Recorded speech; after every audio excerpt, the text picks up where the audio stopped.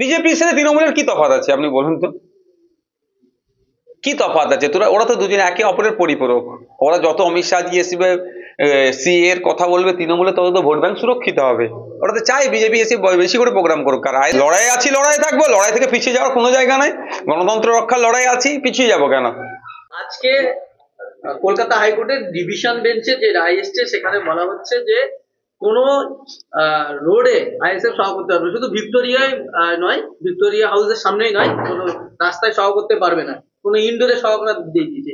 না, এই ধরনের আমার কাছে এখনো পর্যন্ত স্পেসিফিক অর্ডার আসেনি, ওই জন্য বলতে পারবো না যে আইএসএফ কোনো রোডে সভা করতে পারবে না, এই ধরনের কথা নয়। দেখুন, ব্যাপারটা হচ্ছে রাজ্য সরকার হেনতেন করার চেষ্টা করছে আইএসএফ কে ক্রমশ কোণঠাসা করার। সেই জন্য কোটি কোটি টাকা খরচ করে অ্যাডভোকেটকে দাঁড় করিয়ে আমাদেরকে আটকানোর চেষ্টা হচ্ছে। আর দেখো, যতই আটকানোর চেষ্টা করুক না কেন, গ্রামের গঞ্জের মানুষ থেকে শুরু করে শহরের মানুষ বুঝতে পারছে আইএসএফ কাদের জন্য কথা বলছে আর কেন আইএসএফ কে আটকাতে হচ্ছে। যেটাকে আমার মনে হয় আমাদের জন্য খরচ করলো কোর্টে, সে টাকাতে ভাঙড়ে দুটো হসপিটালের বড় প্রজেক্ট হয়ে যেত।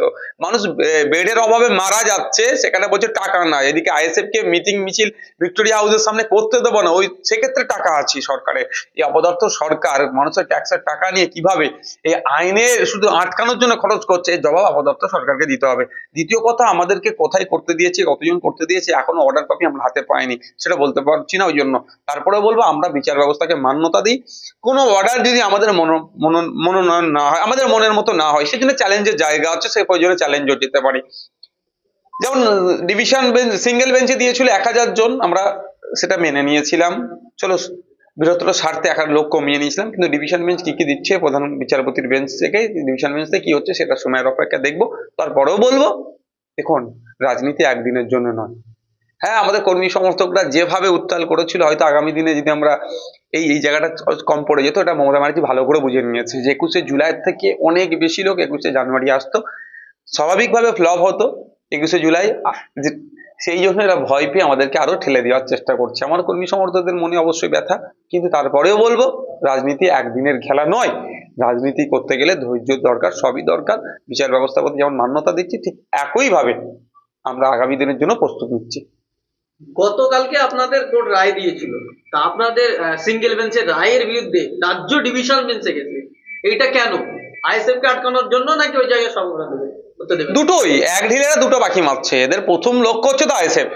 সবার থেকে বড় কথা, আইএসএফ কে কিভাবে আটকানো যায়।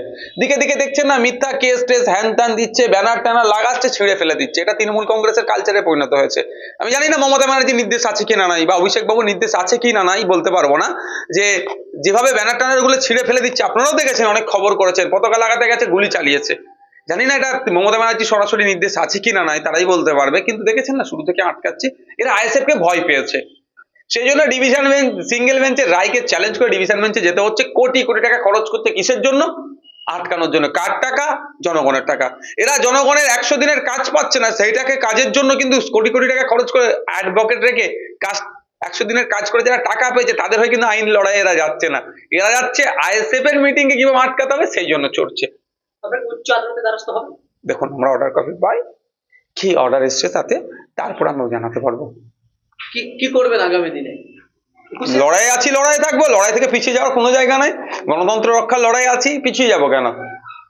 একটা খবর পাওয়া যাচ্ছে না কি আপনারা 21শে জুলাই আবার সভা করার জন্য, ওই জায়গায় সভা করার জন্য পুলিশকে জানিয়েছে? দেখুন, কারো তো ব্যক্তিগত কোনো জায়গা নয়, এটা ভারত দেশ, স্বাধীন দেশ। যে যেখানে পারবে, যেখানে শুধু সংরক্ষিত এলাকা ছাড়া যে যেখানে পারে সভা করতে পারে। আমাদের পক্ষ থেকে অ্যাপ্লিকেশন দেওয়া হচ্ছে।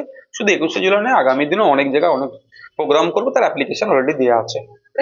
ওটা তৃণমূল কংগ্রেস ওখানে ওই ভিক্টোরিয়া হাউসের সামনে সভা করে বলে ওই জায়গাটাই বলে কি এত বাধা দেওয়ার চেষ্টা করছে? হ্যাঁ, তৃণমূল কংগ্রেস তো চাইছে ওখানে কেউ না করতে পারে, ওদের যেন উত্তরাধিকারী সূত্রে ওটা পেয়েছে। বিজেপির সাথে তৃণমূলের কি তফাৎ আছে আপনি বলুন তো? কি তফাৎ আছে? ওরা তো দুজনে একে অপরের পরিপূরক। ওরা যত অমিত শাহ জি এসে সি এর কথা বলবে তৃণমূলে, তত তো ভোট ব্যাংক সুরক্ষিত হবে। ওরা তো চাই বিজেপি এসে বেশি করে প্রোগ্রাম করুক। আর আইএসএফ কে ওরা ভয় পায়। আইএসএফ এসে মানুষের অধিকারের কথা বলবে। আপনি হিন্দু মুসলমানে ওরা কেউ রাজনীতি করতে চাইছে, আইএসএফ বলছে ভাতের রাজনীতি, ওরা ধর্মের রাজনীতি, ওরা জাতের রাজনীতি করতে চাইছে। তো ওরা ধর্ম জাতের রাজনীতি করছে, আমরা বাসস্থানের রাজনীতির কথা করছি, মানুষের অধিকারের রাজনীতি কথা বলছি। সেই জন্যই ওরা ভয় পাচ্ছে। আপনাদের হাজার হাজার কর্মী সমর্থকরা তারা প্রস্তুতি নিয়েছিল, বিভিন্ন এলাকায় তারা পোস্টার ব্যানার লাগিয়েছে কলকাতায় আসার জন্য, সেক্ষেত্রে তাহলে কি বার্তা দেবেন তাদের? দেখুন, অবশ্যই আমাদের এত গ্রাসরুট লেভেলে পৌঁছে দিয়েছে, আমরা কি করতে হবে না করতে হবে সে বার্তা অলরেডি দেওয়া আছে। তারপরেও বলছি, আমাদের ওয়ার্কিং প্রেসিডেন্ট আছে, জেনারেল সেক্রেটারি আছে, আমাদের অর্ডার কপির অপেক্ষায় আছে, তারপরে আমাদের আবার মেসেজ পাঠাবো আমাদের গ্রাসরুট লেভেলে। তবে একটা কথা, আমাদের কেউ নিরাশা হয় না, কেউ ভেঙে পড়ে না, কারণ পলিটিক্স একদিনের খেল নয়, ওয়ান ডে গেম নয়। এটা পলিটিক্স করতে এসেছি, সমাজ ব্যবস্থা পরিবর্তন করতে এসেছি, অনেক বাধা বিপত্তি সামনে আসবে, সবটাকেই আস্তে আস্তে কাটিয়ে উঠার নামটা হচ্ছে একজন ধৈর্যশীল পলিটিশিয়ানের কাজ হবে। আর আমাদের কর্মী সমর্থকরা 75 বছর বঞ্চিত হয়েছে, 75 বছর লাঞ্ছিত বঞ্চিত হয়ে আজকে একটা প্ল্যাটফর্ম পেয়েছে। কি দলিত, কি আদিবাসী, কি মুসলমান, কি মতুয়া, কি লদা সবরজাতি, কি উচ্চবর্ণ, কি নিম্নবর্ণ, 75 বছর লাঞ্ছিত বঞ্চিত হওয়ার পর একটা প্ল্যাটফর্ম পেয়েছে। সুতরাং আমি আমার কর্মী সমর্থকদের প্রতি আমার ভরসা আছে, তারা হয়তো কিছুটা হলেও আবেগের কাছে পরাজিত হতে পারে। তবে একটা কথা বলবো, 75 বছর আমরা পরাজিত হচ্ছে শুধুমাত্র আমাদের আবেগকে নিয়ে এরা খেলেছে। আর আবেগকে নিয়ে খেলতে দেওয়া যাবে না, আমরা এখন দিমাগের ইস্তেমাল করব, বিবেক দিয়ে চলবো, আগামী দিনের কথা ভাববো, আগামী প্রজন্মের কথা ভাববো। সেই জন্য আমাদেরকে এখন আবেগের বিবেকের ইস্তেমাল করতে হবে। Thank you.